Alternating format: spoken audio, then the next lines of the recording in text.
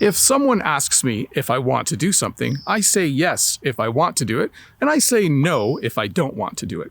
There are, however, other ways to say yes and no in English. Now, I must tell you this, yes and no are the most common ways to say you want to do something or to say you don't want to. But these other ways of saying yes and no are also quite common.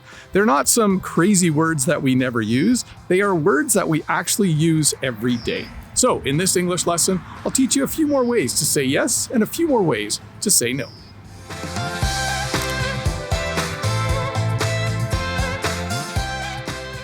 One of the first ways of saying yes in a different way is to say, of course.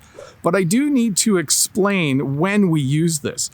We use this when we want to say yes to someone in a situation where we would never think of saying no.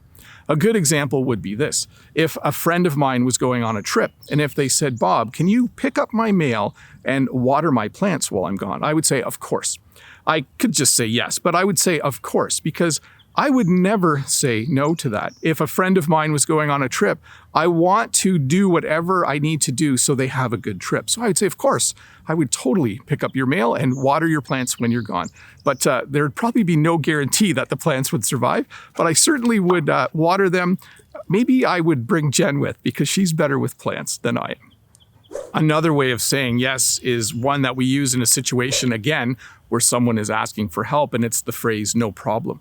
If someone said to me, I can't lift this box, Bob, can you help me? I would say, no problem. Let me grab the other end and help you lift it. So notice this is a way of saying yes in a certain situation. It's a situation where someone's asking you to do something, and you can respond by saying no problem. They're not asking if you want a candy. Then you wouldn't say no problem. It wouldn't make sense.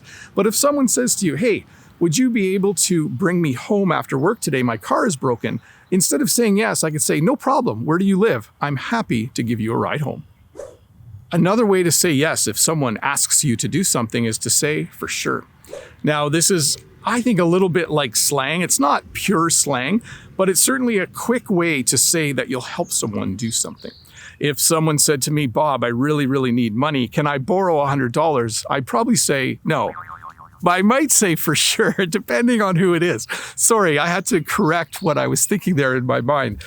If one of my children really needed money and they said, Dad, can I borrow $10? I would say for sure. But if some random person I don't give away money very easily. Anyways, if someone asks you to do something and it's something that you don't mind doing, you might say for sure and then do that thing for them. Another way of saying yes is to say sure thing. And again, this would happen when someone asks you for something. If someone said to me, Bob, can I borrow your car? I might say sure thing, come over and get it. Of course, if they don't have a car, they might not be able to. But I would certainly want to say yes, and I would probably say sure thing. We have a lot of tools and equipment here on the farm, and sometimes my friend wants to use something to do some work at his place. When he says, hey, Bob, can I borrow your tractor? I usually just say sure thing, when do you need it? And then we arrange a time for him to pick it up. So another way to say yes is to simply say sure thing.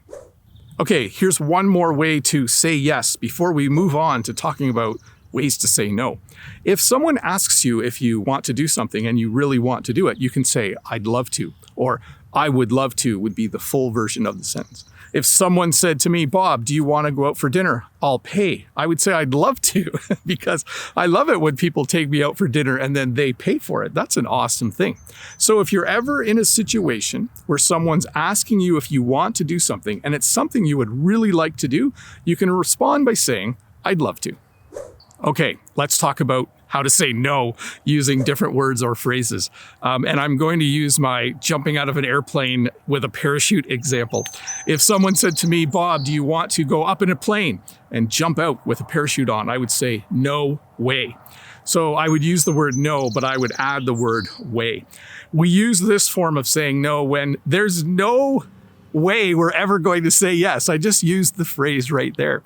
If someone asked me to do something like that, I'm afraid of heights. I've told many of you that before. If someone asked me that, I would simply say, no way. It basically means there's nothing you could do to convince me to do that activity.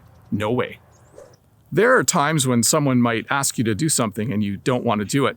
And instead of saying no, you can just say, forget it.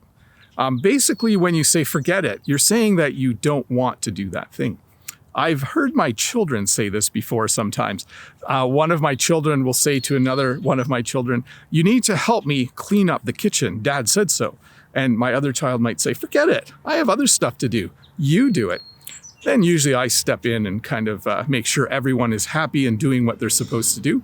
But yes, sometimes in certain situations, if someone tells you that you have to do something, you can just say, "Forget it." Sometimes it's a little rude, but it is something we sometimes say. Sometimes you want to say no, but sometimes you want to word it a little more strongly.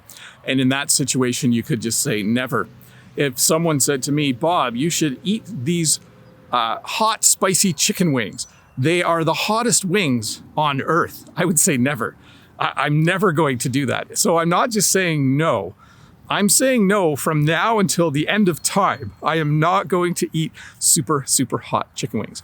I do like hot food. But when things get to a certain level, that's when I start saying no. And when things get really, really hot, I just say never. I'm never going to eat that. It's just too hot for me. This last way of saying no is also a very strong way of saying no. And it's the phrase, "not in a million years." If someone came to our school and it was someone who owned lots of snakes and they came to a science class to show the students snakes, if they said to me, "Bob, hold this snake," I would say, "Not in a million years." Basically, it's the same as saying never. It's the same as saying no, but much, much, much stronger. I don't like snakes. If someone had pet snakes, I'm not even sure if I'd be comfortable visiting their house. And then if someone asked me to hold one, I would certainly say not in a million years. Or I guess I could just say no. So I'm sitting here checking over the clips that I just recorded for this lesson and realized I didn't record an outro. So I'll do it now. Thanks for watching. I hope you're having a good day. I hope your English learning is going really, really well.